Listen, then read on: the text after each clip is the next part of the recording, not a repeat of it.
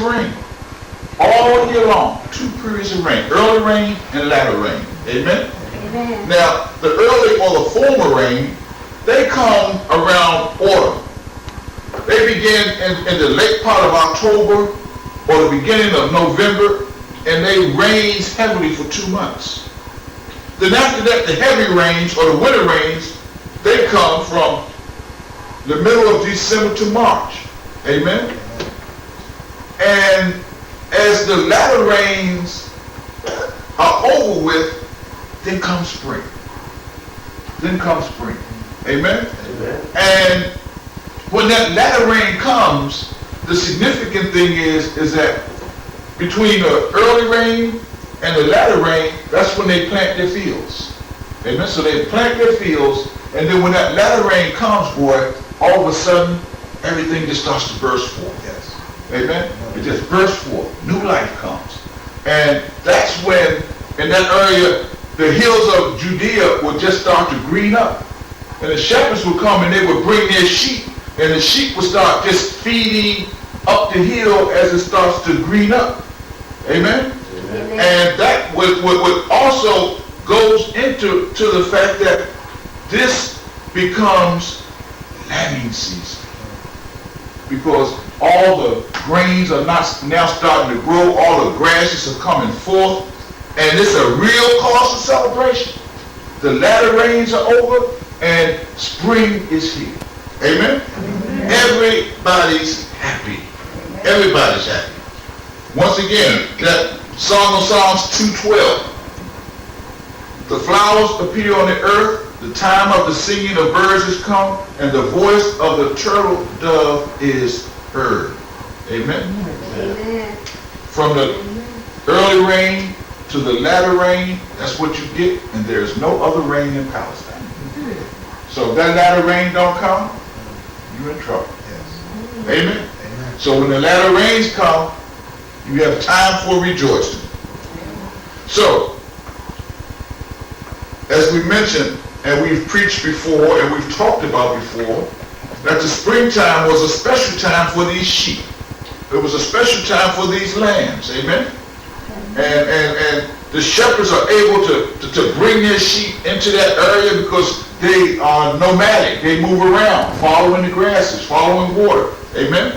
Now, one thing we do know, and we should have observed by now or been taught by now, when food is abundant and the climate is right, that's when animals give birth.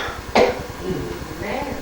If you notice, and I stay outside a lot when I'm not working or what have you, you can look at the squirrels and the birds. Yes. If you have a real bit abundant acorn season, right, the next year you're going to see a whole lot of squirrels.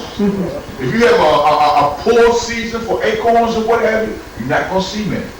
Because they are already attuned to the abundance of food availability when they give birth, so that their offspring will have a chance of making it. Amen? Amen. And sheep are no exception to this.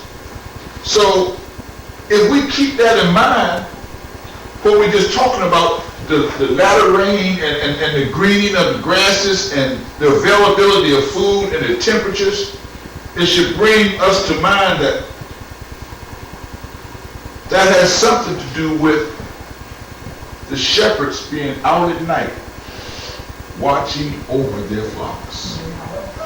It tells you that was a real good season, that springtime had arose, and that they were out there helping the birth of these sheep. Amen. That's great. That gives us a little bit of a mention to when Christ was born. Amen. Around this time, this springtime. But in the event, the springtime of the year, it really came to be very significant to many people in various lands. Amen. And spring has often been associated with new birth. It's been associated with renewal, or out with the old, and as they say, in with the new. And if you've done any amount of study or reading or what have you, you will be reminded that in some of the primitive societies, or as we call them, the pagan societies, The springtime of the year was associated with new birth.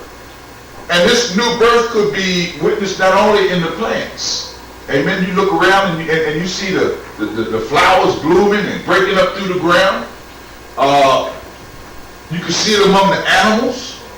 And you could just observe that the days have become longer.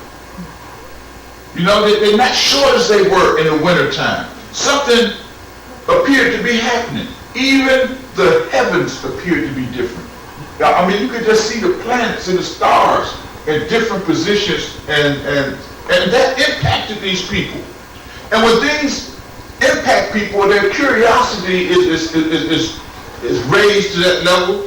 They try to address it. They try to understand it. And very often they try to respond to these things they're looking at. This new birth, this renewal, something going on here. And in many instances, they created false gods to try to explain that. Yes. Or they created certain rituals. Amen? Amen. To try to correspond to what they felt or what they believed corresponded to what they were seeing. Amen? Amen. And a number of these false gods that they created had to do with fertility. Had to do with conception. It had to do with new beginnings and things of that nature.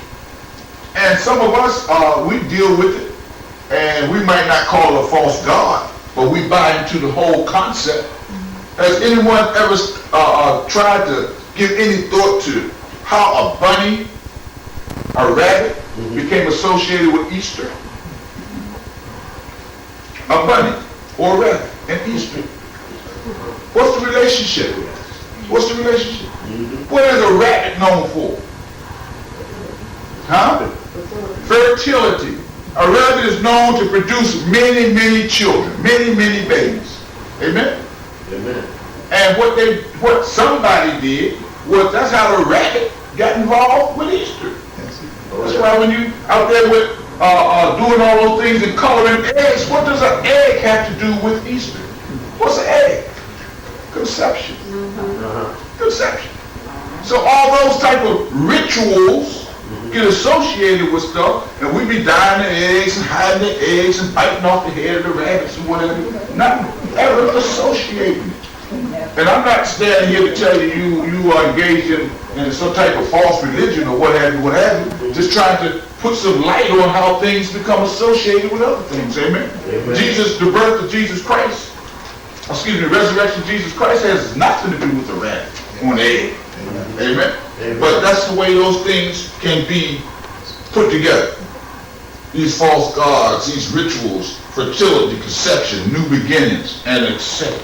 Amen? Amen. But to just shift gear and go on and give you the message actually, it's just that for many of us, the spring season also has some significance. Because in our culture, and I know that other people talk about, we have a tradition of spring cleaning this time of year. As the weather begins to change, we just want to shake off the winter, boy. You can hear it all around, working, what have you. I'm so tired of the snow. I can't wait, blah, blah, blah.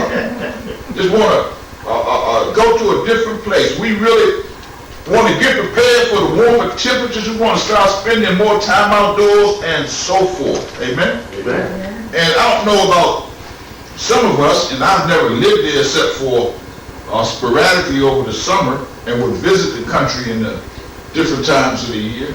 But when we lived on the farm or we lived in rural areas, spring cleaning had more significance than it does today. Amen? When we were in the country, as it were, life during the winter months, boy, it was something very different from what we experience today. When you're in the country and it's cold outside, and it's cold for a sustained period of time, life was rough. Amen? Amen. In those days, we were closed up in the house as tight as we could get. Tight as we could get. Amen? Amen. We had heavy cloth, and I said cloth because some of us had drapes, you know. Some of us ain't had no drapes. Some of us just had the heaviest thing we could get. It might have just been rags sewed together. And there's something about rags sewed together, because rags sewed together came out to be some of the